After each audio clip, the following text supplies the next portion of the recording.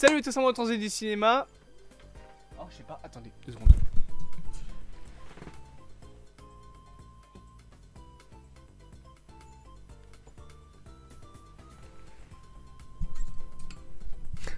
Putain, cette intro. J'ai reçu mon t-shirt Life is Strange. Et ça bug. Du coup je suis content. Voilà, j'ai reçu et je le mettrai demain parce que bah aujourd'hui j'ai mon t-shirt Magic là avec le dos que vous voyez jamais. On va pas du tout parler de Life is Strange. Non, parce que de toute façon Life is Strange, voilà. On va parler de Marvel. Et 2 fois aujourd'hui parce qu'on va parler de film Spider-Man, ce sera dans une autre vidéo, et de Marvel en général avec quelques petites infos qui me donnent le smile, comme on dit quand on est bilingue ou un gros connard au choix. Nous allons donc parler de Marvel Studios parce que quelques petites informations ont été assez intéressantes selon moi. Notamment 2 informations qui sont pas plus intéressantes que ça, juste que j'aime bien. Notamment justement sur White Tiger, une série est en préparation sur le personnage, et plus précisément sur le personnage de Aya, donc la version féminine de White Tiger, version que j'ai dans les comics ici. Alors si je peux vous la montrer, je sais pas si c'est celui-là. Ah non, celui-là c'est avec Cable, donc je pense pas que ce soit dans celui-là. Dans celui-là il y a Psylocke, etc. Mais alors c'est pas dans celui-là, c'est dans l'autre. Je vais y arriver. Wait a minute, wait a minute. Où es-tu? Ah, tu es là ma petite. Bon oui, voilà. White Tiger, c'est elle. C'est cette fille-là, qui ressemble très fortement à Jenna Ortega. C'est pour ça que beaucoup de personnes disent que il faudrait la caster dans le rôle. En vrai, je comprends, mais voilà. C'est elle, donc c'est ça, hein. Alors elle est appelée Tigre Blanc dans les comics, mais donc son nom c'est Aya. Et c'est donc la sœur du White Tiger que l'on verrait dans la série Daredevil Born Again. Ce qui est intéressant, parce qu'en soi on peut avoir une sorte donc de série rédemption slash vengeance de la part du personnage de Aya qui aimerait venger son frère. Attention gros spoiler, voilà je précise. Mais dans les différents trucs de tournage de Daredevil Born Again, on a vu que le White Tiger qui était présent sur le tournage allait se faire tuer par un mec portant le costume du Punisher. Est-ce que c'est le Punisher? Est-ce que c'est quelqu'un d'autre? On ne sait pas. En attendant, il est tué, on le voit tomber, on le voit mort. Et je pense que c'est ce qui va servir de base au scénario même de la série White Tiger. Et en soi, le personnage est trop cool, il a des pouvoirs trop stylés. Ça peut être un personnage vraiment très symbolique, je trouve. Donc moi je suis très content qu'il y ait un projet comme ça qui est en préparation. Et pareil, dans un autre style, on sait que le film, ou en tout cas le projet sur Nova arrive, ça c'est sûr et certain. Maintenant, Marvel apparemment aurait commencé à faire quelques petits changements et aurait jeté une première version pas assez convaincante pour réessayer en fait de proposer une nouvelle version de la série, ou en tout cas du projet. Dans le même style, on a un projet de special sur le surfeur d'argent qui est en préparation. Ça fait des mois qu'on en parle, voire des années. On en parle depuis 2023 quand même. Et aujourd'hui, voilà, ça semble tout doucement commencer à se confirmer. Le personnage devrait être casté pour faire ses débuts dans les films 4 Fantastiques avant d'arriver dans un projet spécial. Donc un special, peut-être un special d'été, voilà, ça peut être marrant, en mode comédie avec le surfeur d'argent qui surfe, voilà. Je raconte des conneries, hein, mais si on veut se la jouer un peu rigolade, on peut faire ça. Et si on veut un special plus mature, entre guillemets, on peut peut-être imaginer ça en special, je sais pas moi, du jour de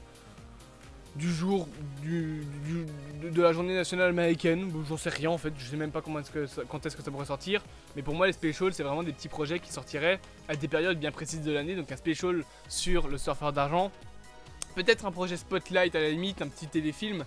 Mais j'ai un peu de mal avec ça parce que pour moi les specials c'est du genre Guardians of the Galaxy des specials, c'est Werewolf by Night qui est un special d'Halloween. C'est ça les specials, ce sont des événements spécifiques. Surfeur d'argent, à part pour le faire surfer sur la vague avec Venom, qu'est-ce que tu veux faire quelque chose de spécifique avec lui? Mais bref, ça c'est concernant des petites actualités. En vrai le projet Nova on en parle depuis trop longtemps, du coup voilà, moi ça me hype pas plus que ça. Par contre j'ai très hâte pour White Tiger, c'est un personnage que j'aime.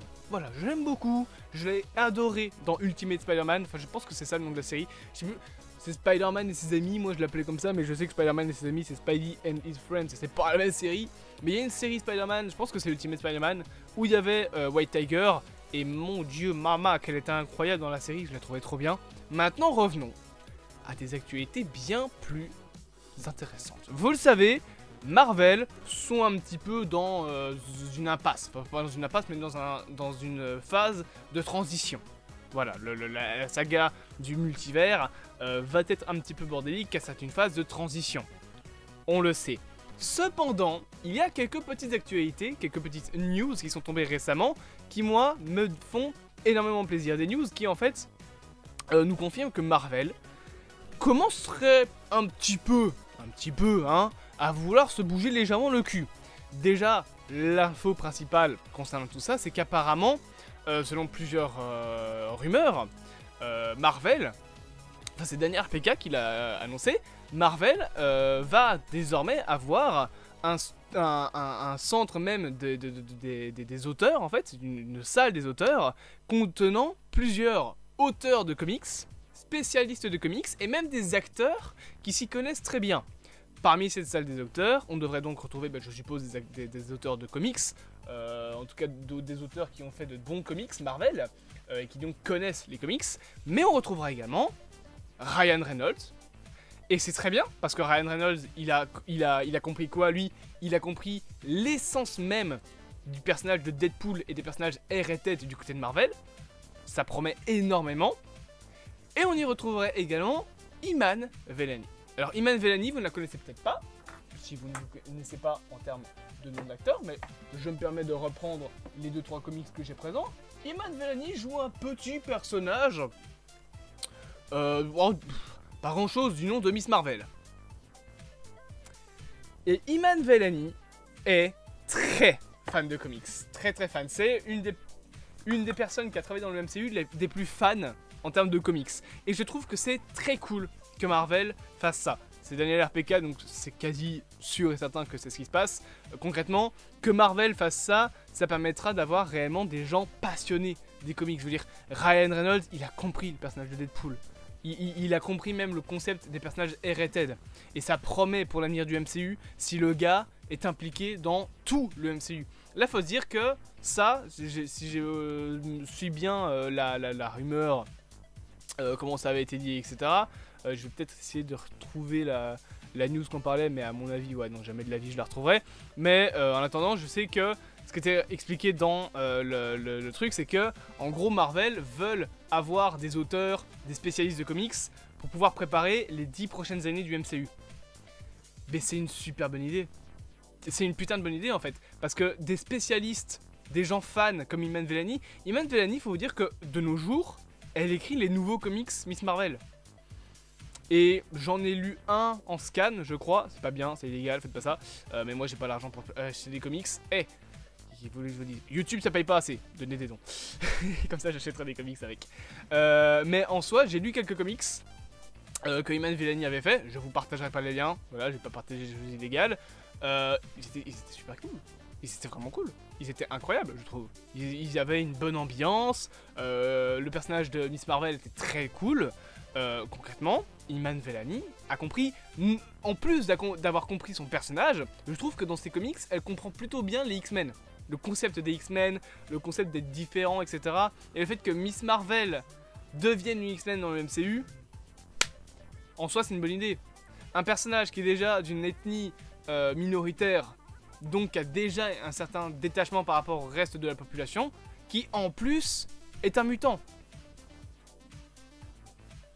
Mais que voulez-vous demander de plus? Pourquoi je vais me prendre l'accent du sud, je ne sais pas. Et Ryan Reynolds, c'est pareil. Le mec a compris les X-Men, le mec a compris le concept de Deadpool, le mec comprend le concept du R-rated. Prendre des fans de leurs personnages, prendre en fait des acteurs qui jouent des personnages parce qu'ils en sont fans et qui sont fans de Marvel, qui comprennent Marvel. Mais merci en fait.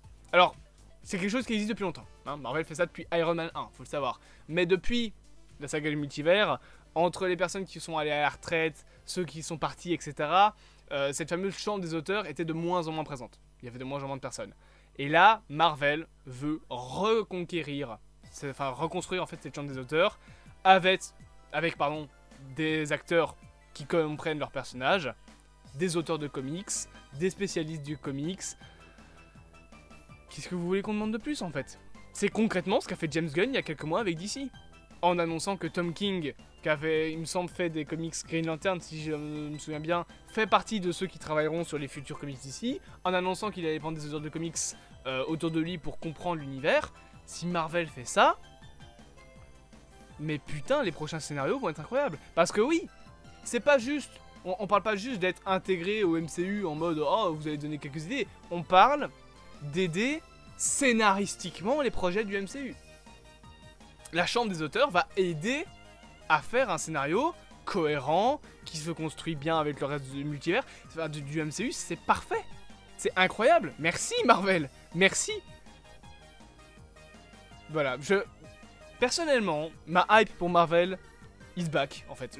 Il fucking back, voilà, je suis désolé. Ces temps-ci, ils font que des bonnes décisions. Ouais, t'as le choix un peu con de changer Avengers 5 et de minimiser Kang. En soi, après, je comprends dans l'intérêt financier. C'est vrai que Quantumania n'ayant pas été un très bon... enfin, ayant été un échec, faut le dire. Et Kang étant du coup reconnu comme le grand public comme étant le méchant d'un film de merde, en plus joué par un acteur qui a été incarcéré, enfin qui a en tout cas retenu coupable d'accusation d'agression sur son ex-femme. Bon, je comprends le désintérêt financier de Marvel de devoir garder Kang, et même en général de devoir garder Jonathan Majors. Moi je partirais sur un recast, mais en soi s'ils veulent minimiser Kang, ce serait con, ce serait dommage, mais il y aurait une raison compréhensible derrière. Il faut se dire aussi que Marvel c'est une entreprise, ok. Oui il y a le créatif qui compte, mais le problème c'est que de nos jours, Kang, bah le grand public n'en a de souvenir que Quantumania. Le grand public a pas vu Loki. Donc le grand public sait pas qui est celui qui demeure, ils ont pas vu Victor Timely, etc. Donc malheureusement, le monde fonctionne comme ça. Et bienvenue au capitalisme. Et putain, c'est mieux que le communisme. Non, c'est vrai, c'est pas vrai. Enfin, on va pas rentrer dans le débat, hein. On n'est pas là pour faire de la politique, mais disons qu'il y a du bon et du mauvais dans les deux sens. Je suis pas communiste. Je suis plutôt centriste en fait, mais je suis pas pro-capitaliste de 100% non plus. Bref, j'espère que cette petite vidéo vous aura plu. Bien évidemment, n'hésitez pas à vous abonner, à partager, à liker et à commenter. Je me gratte le côté du nez. Voilà, je me grattais juste là. On se dit bien évidemment à bientôt pour de prochaines aventures au sein de ce vaste multivers.